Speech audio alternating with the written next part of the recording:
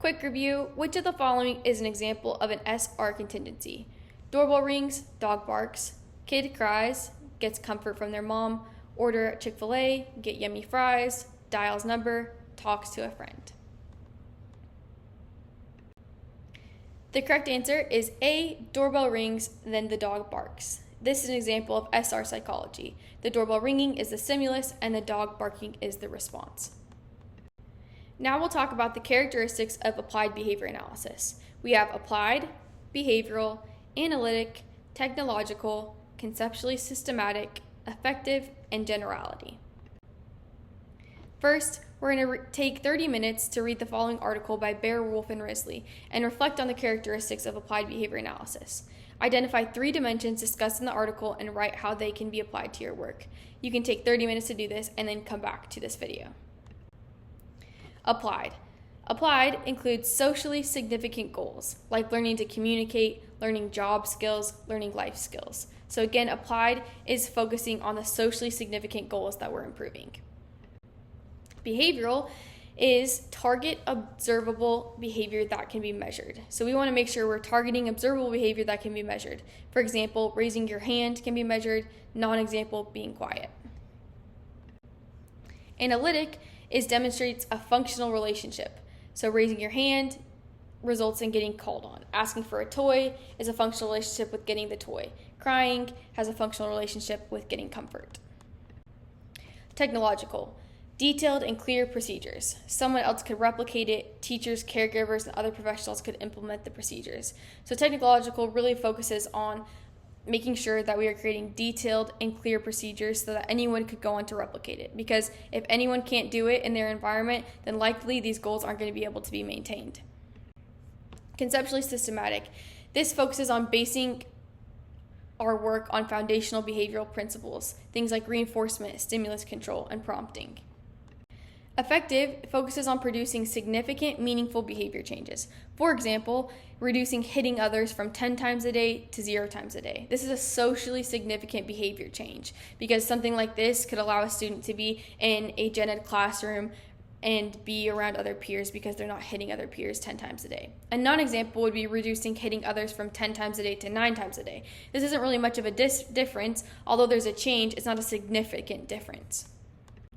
Generality states that our goals should be able to be generalized across settings, people, and behavior. An example includes a student learns how to read at school and then they start reading at home. A non-example would be a student can only read at school. We really want to make sure that we are programming, we're creating interventions that can be generalized across all settings so that student can succeed in all settings. If a student can only read at a specific table in a specific room, that's not going to help them in life and with their socially meaningful goals. We want to make sure that if we're teaching a student to read in the classroom, they then can go read a menu in a restaurant. They could read a sign while driving, things like that. Quick review question. Which is the following an example of? A teacher designs an intervention to help a student complete addition problems. She describes and details the procedures. The student's mom at home is able to replicate the intervention based on the teacher's descriptions. Is this an example of A, conceptually systematic, B, effective, C, analytic, or D, technological? This is an example of technological. Again, the teacher is designing the intervention, describing it, detailing it in order for the parent to be able to replicate it at home. Other characteristics of applied behavior analysis include accountable, public, doable, empowering, and optimistic. Accountable refers to our ability to learn from our mistakes, understand that failure is informative, and change failure to success. I had a past supervisor that told me that every time you fail, you're one step closer to succeeding. So this involves really analyzing what we're doing, tracking and monitoring what our interventions are doing so that we can pivot and make changes necessary to get closer to succeeding. Then we have public, and this focuses on being transparent and visible. And so we're not having any hidden or mystical treatments. Everything we do is conceptually systematic and is transparent. Then we have doable, and this focuses on the fact that interventions should be able to be implemented by everyone, and it should be simple procedures. If we're creating an intervention to help a student increase their communication, it should be able to be implemented by any other teacher in the building. It should be able to be implemented by their parents, their caregivers, their grandparents, their siblings. It should be simple. And that way, if everyone can implement this, then we'll see more improvement. Empowering refers to giving effective tools to practitioners to instill that confidence. So the field in general is providing practitioners with the tools to help them succeed and to help families and help the clients they serve. And then we have optimistic. So we want to identify each individual's potential and identify the small wins supported by research. And this is something that's so helpful with the constant data monitoring and taking data and things like that, because we can easily see the small wins that each individual is having. Here are some examples for the other characteristics that I just mentioned. For accountable, the example is a practitioner implements a plan for a student to increase on-task behavior, but it's not working. Instead of giving up, they analyze what is happening and what they know about the student and adjust the plan. They keep in mind that failure informs us on the path to success. For public, an example is a principal asks a practitioner what their plan is. The practitioner is transparent and explains the plan fully to the principal. And then again, we can use concepts of like technological to make sure things can be easily understood by everyone. Sometimes in the field of applied behavioral analysis, we have a lot of jargon, but it's our job to make sure that what we're doing, the interventions we're doing, can be easily understood by everyone. Then we have doable. So instead of creating a 50-page plan, the practitioner creates a plan that is simple and effective and that everyone in the student's life can do. Empowering. An example for empowering can be practitioners are empowered with effective tools like reinforcement and encouraged to see progress. So again, the field can empower practitioners, and then practitioners can empower those that they're working with. Optimistic. Instead of seeing a student and viewing them as disruptive, practitioners are able to see the environmental contingencies at play and the potential for the student. Again, when we view things through a contextual lens, we no longer see the student as disruptive, but the student responding to the environmental contingencies. And then we can start to alter those environmental contingencies to help the student succeed. Now we have a 5-minute activity. So after learning the characteristics of applied behavior analysis, applied, behavior, analytical, doable, optimistic, contemplate on a goal you have for a student or even for yourself. Write down how you can use each characteristic to improve your existing goal. For example, maybe the goal is written in with a lot of jargon words that can't be easily replicable. So maybe you can work on piecing apart that goal and making it more easily understood by everyone that's implementing that. So let's put this all together. Applied behavior analysis is the science in which tactics derived from the principles of behavior are applied systematically to improve socially significant behavior, and experimentation is used to identify the variables responsible for change. So again, we're using the principles of behavior to improve socially significant behavior, and we're using experimentation to identify those variables responsible for change. And if things aren't working, we're trying again, we're trying to figure things out. So we have applied behavior analysis is our umbrella. Then we've got our principles that lead to improving behavior. We've got our experimentation that can help us identify what exact principles we're needing to use, what exact variables we're needing to incorporate in order to improve that behavior. And then, for example, we have things like a principle, we're using reinforcement and we're using that to increase communication. And maybe we're using experimentation to identify, okay, what reinforcement schedule do we need to be on? What kinds of preferences are we going to potentially try and use as reinforcers to increase communication? And again, we're just going to use all of those to really try end goal, improve socially significant behavior and better the lives of others. So we just talked a ton about applied behavior analysis. So now we need to talk about what is behavior. If we don't know what behavior is, we don't know how to improve it, and so on. So let's talk about what is behavior exactly. So first, take 2 minutes to write what comes to mind when somebody mentions the word behavior. So if I just said behavior to you, what immediately comes to mind? Take 2 minutes and write all of these things down. Before I was in the field of applied behavior analysis, I would often hear the term behavior in a negative context. Maybe like the student is engaging in a behavior like screaming, hitting, running, running away, running out of the classroom, interrupting, calling out, things like that. It was always in the context of like a negative connotation of what someone else was doing. However, in the field of applied behavior analysis, we refer to behavior as anything an individual does. So this can include things like screaming, kicking, running out of the classroom, calling out, but it also can include listening to music, writing, eating a watermelon, thinking, playing soccer. Even I'm engaging behavior by sitting and talking to you guys about this workshop. You're likely engaging behavior. You've engaged in behavior all throughout the day. Again, it's anything that an individual does. The definition from Fisher and colleagues 2021 is we define behavior quite broadly to include anything an individual does when interacting with the physical environment. So again, like we mentioned, anything that you're doing, you're walking, you're opening the door, you're petting your dog, you're going out for a run, you open your mailbox, all of those things are just behaviors, which are things that we're doing that interacting with our physical environment, and it can be anything. Now we'll do a 3-minute activity. So create a list of 15 behaviors, 5 that you engage in, 5 that teachers engage in, and 5 that your students engage in. So think about behaviors aren't just the things that we hear in this negative context, but they're anything anyone can do when interacting with their physical environment. So think about that and create your list of 15 behaviors. Here are some of my examples. So you yourself or me can engage in behaviors like calling a friend, playing with your dog, making breakfast, opening the door, standing up, walking to your kitchen, putting something in the crock pot. There's so many examples. As a teacher, you could sharpen your pencil, play soccer with your students, turn on the projector, set chairs up, grade homework assignments, pass out scissors. Again, the list can go on and on. A student could engage in behaviors like packing up a backpack, giving a toy to a peer, coloring a workshop, throwing a ball. They can engage in the behavior of cutting something, gluing something together, maybe calling out. Again, the list can just go on and on. So we have behavior, and we're going to picture the behavior as this cloud.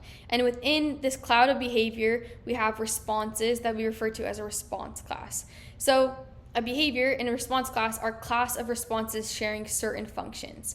And a response refers to a specific instance of behavior. So we have this behavior cloud, and we have these responses that share these certain functions. And then those response is a specific instance of behavior. So we'll talk about some examples of these.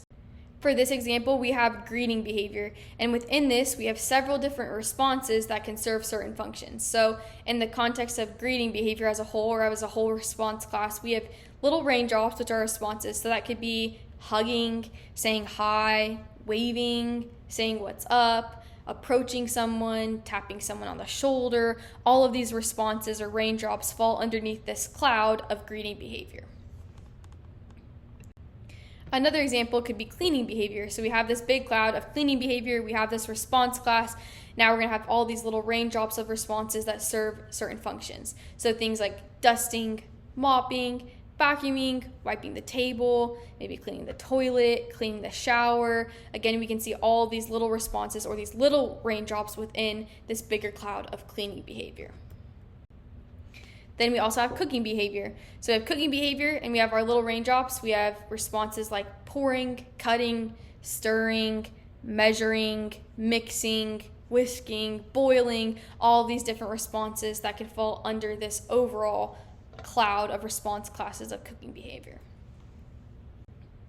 So a response class is a group of responses with the same function, and each response in the group produces the same effect on the environment. So we'll kind of give some more examples for this.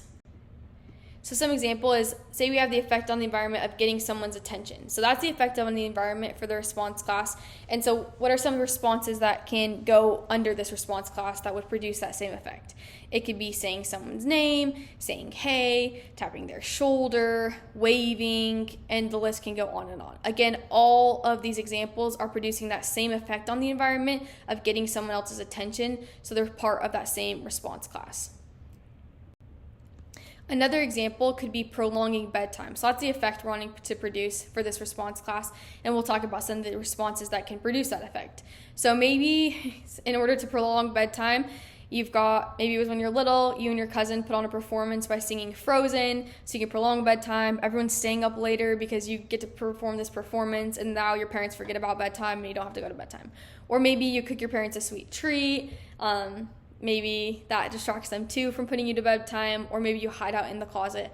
Again, all three of these responses, while they all look very different, they're part of the same response class because they're having the same effect on the environment, which is to prolong bedtime. Now we have a 5-minute activity. So you're going to create 3 response classes with at least 3 responses in each class. So one response class should be an example for you, and another would be an example for a student you work with, and then at least one more, whether that's for you or your student. So again, remember to create the response classes, we're having that same effect on the environment. The responses within that, they're not going to look all the same, but they're still producing that same effect on the environment. So say I want to get water, and in that response class I open the fridge, I go to a vending machine, I turn on the sink, things like that. So response topography refers to the physical shape or form of the behavior. So response class, we focus on the effect that these behaviors, these responses have on the environment. So with getting water, none of those behaviors look the same, but they're still part of the same response class because they produce the same effect on the environment. However, response topography is the physical shape or form of the behavior. So instead of focusing on the effect on the environment, we're going to really look at what is the physical shape or form of the behavior. For example, response topography can include raising your hand. So we have 3 pictures, all look alike. It's that response topography, so the form of the behavior looks the same, which is raising your hand. But maybe these all serve different effects on the environment, or serve different purposes. So maybe raising your hand one time is you need to go to the bathroom, and so you're asking good to go to the bathroom. Or maybe another time you're answering a question because the teacher just asked a question. Or maybe another time you're waving hi to a friend. So while all of these have the same response topography, raising your hand, they all look the same, they have that same shape and form, they might not all serve the same purpose. A repertoire is all of the behaviors a person can do. So it also refers to a person's behaviors relevant to a specific context. So we think about a repertoire being everything that someone can do. So if you just think about yourself and all the things you can do, you could raise your hand, you could walk, you can run, you can cook, you can drive, the list can go on and on. But we also refer to repertoires within a specific context. So maybe your repertoire in the context of life skills. So in the context of life skills, we know that you can call 911 if you needed. We know that you could drive. We know that you could cook. Within those, we have this context of life skills and the repertoire, which is all the behaviors you can do that refer to life skills, like getting dressed, tying your shoe, things like that. And then we have, for another example, is maybe you're talking about the repertoire in terms of communication skills. So can someone ask for what they need? Can they label something? Can they carry on a conversation? Can they ask questions? Can they answer questions? So all of those would be behaviors within the repertoire of communication skills. So let's do a quick review. Which of the following would not be a response in the response class of getting a car to stop? So maybe holding up your hand in the stop position, holding up a stop sign, yelling stop, flashing a green light. Again, a response class includes responses that produce the same effect on the environment. So which of these, A, B, C, or D, would not be a response in the response class of getting a car to stop? So again, the effect on the environment would be getting a car to stop. So which one of these would not be in that response class? The answer is D, flashing a green light. So we know that holding your hand up in the stop position like this is going to create the effect on the environment for a car to stop. So if you're walking on the road and you hold your hand up like that, likely a car is going to stop. So that produces the effect of getting a car to stop. So we know that's in the response class. Holding up a stop sign does the same exact thing. If we hold up a stop sign in the road, we know a car is likely going to stop. And so again, that is part of the response class. Yelling stop is going to do the exact same thing. So we know all 3 of those, A, B, C, are part of that response class. Flashing a green light is going to get a car to go. So we know that is not going to be in the response class of getting a car to stop.